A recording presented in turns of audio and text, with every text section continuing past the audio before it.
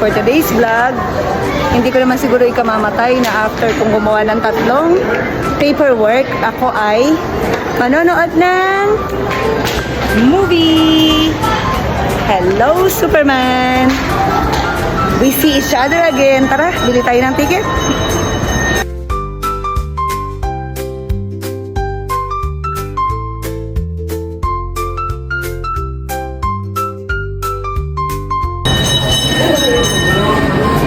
Yay! Let's watch Superman. Come. May free water na. Ito na nga.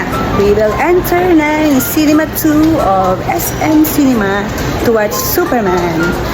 The last Superman I watched was yung kasama niya pa si Wonder Woman na namatay siya, napegi siya.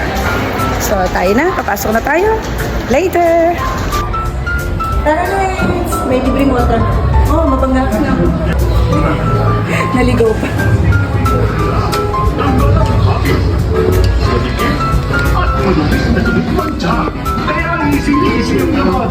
Mula noon, hanggang ngayon. All you need is pride. All you need is pride.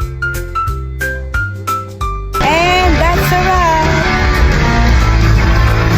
Grabe, ang ganda. Malupit, maganda. Alright, katapos lang namin manood ng Superman. Ay!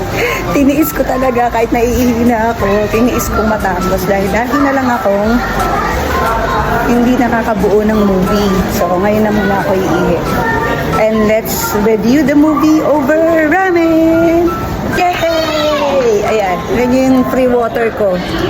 Puno pa rin. Hindi ko talaga ininom kasi maiihi talaga ako.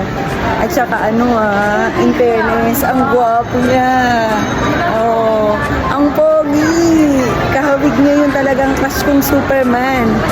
Na si Christopher Reeve. Nakakita na naman ng DC na gaganap ng Superman.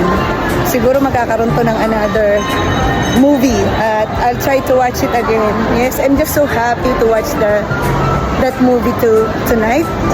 Anong oras na ba? Tonight na ba? 6:27 na. So, tonight na nga.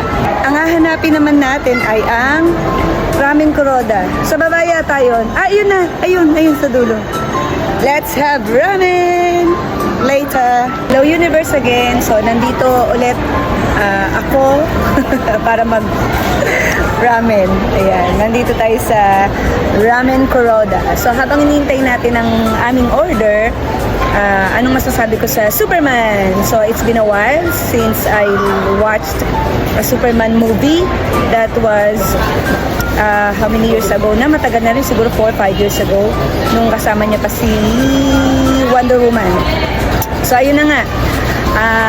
Ang galing ng special effects. Syempre naman, what will you expect sa DC movies? At saka yung ending niya, akala ko ihang. Akala ko tulad nung ibang mga films na yung ending hindi talaga ending, kundi open-ended. Pero, okay. Ako, guess set ako with rice noodles.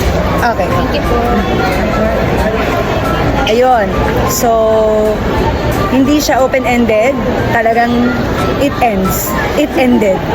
Kaya kung magkakaroon man siya ng another movie with the same actor as Superman, siguro iba naman yung conflict.